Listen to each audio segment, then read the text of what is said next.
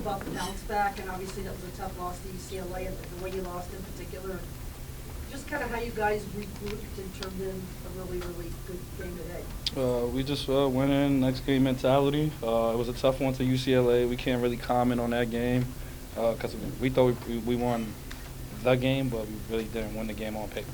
I feel like winning the game, there you guys had the 11-point lead, you got 5, and you guys really came back and resurged.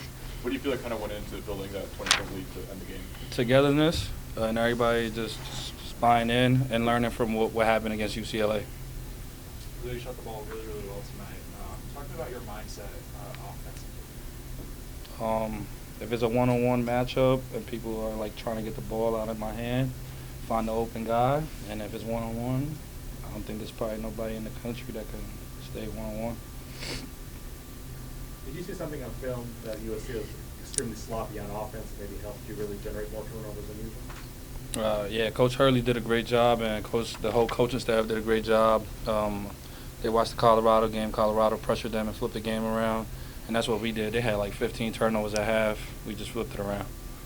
How do you guys describe the enjoyment level when you're getting out in transition as much as you were with that? We don't really want to run half-court offense if we don't have to, so we rather much, get out and show our athleticism, show our talent, show our skills. So defense is offense for us. That's what we preach. There's no better way to score than getting out in transition, getting steals, getting stops, and getting out quick. When Brian's getting active like that, Jose, when Brian's getting active like that, how energizing is that for the roster and the squad? It's good. He an energy player. He don't really realize how much of a big piece he is to us. He had 9 and 10 at the half, and just that's monstrous. Like he basically won the game for us at half, if you really want to say it like that. You had a dunk late in the second half and really put USC away. What was going through your head in that moment? Get 2 points. I wanted to try something else, but Coach really don't like when I get flashy on the dunk, so just get 2 points. Jamiya, you talked about not running half-court offense, getting on transition. Why do you guys feel like that's something that you guys prefer to do? Is it athleticism your play style? What's kind of the reason for that? Yeah, we're all athletic. We all can make plays in the open court, as you can see. So I think it helps us, and I think we all look good when we do that. We share the ball, and we don't really care who's out there getting the bucket. But again, when the ball gets moving, a lot of guys can't keep up with us when we're going in transition. Jamiya, before that UCLA game, you were talking about letting the game come to you. In that first half against UCLA, it kind of seemed like that was happening up until those fouls fit in, and you guys kind of lost your mojo in that sense. How do you think you guys did a better job of that in this game?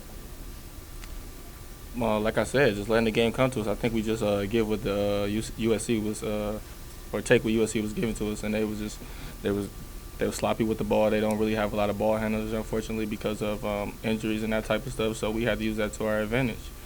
How do you guys prepare going into these games on the defensive side of the ball? Is a lot of like film watching and breaking down your opponents before you play them? Like what goes into the week preparing up for these games to get styles on? We usually just do what we always do at practice, and then about a day before, the coaches come in with the scout and film and what we're going to do for the week.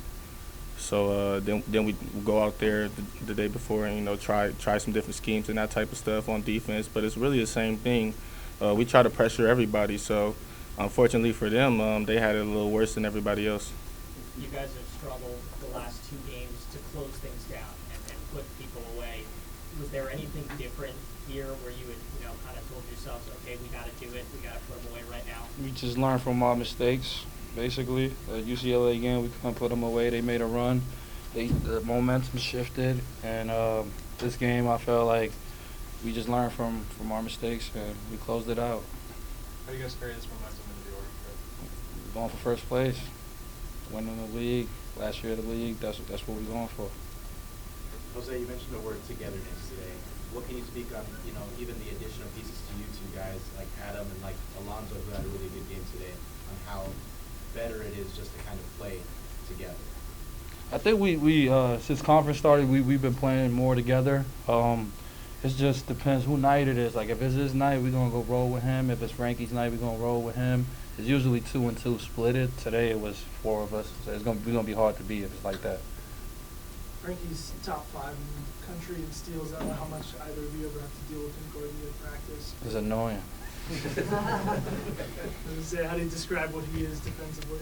Pest. Yeah, he's smart with the way he reaches. A lot of people think he's just out there playing, but he actually calculates when. He'll tell you, like, I'm going to wait till he bounces it the second time and I'm going to try to swipe. Or if he does this, I'm going to poke this way. So he really knows what he's doing. And it's just what type of guy he is and the IQ he has for basketball, that he knows when to steal the ball, and that's why he's so good at it. How does going up against him in practice make you better in a game? It does. So Kobe stripped me one time today, so I was mad at myself because I go against Frankie. Frankie put up 6 steals today.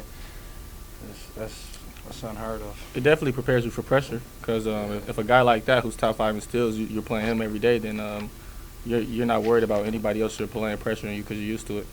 One of the most important parts of defense is that communication. How do you feel like in a game like this, that all came together and has shown your progress on that side of the ball?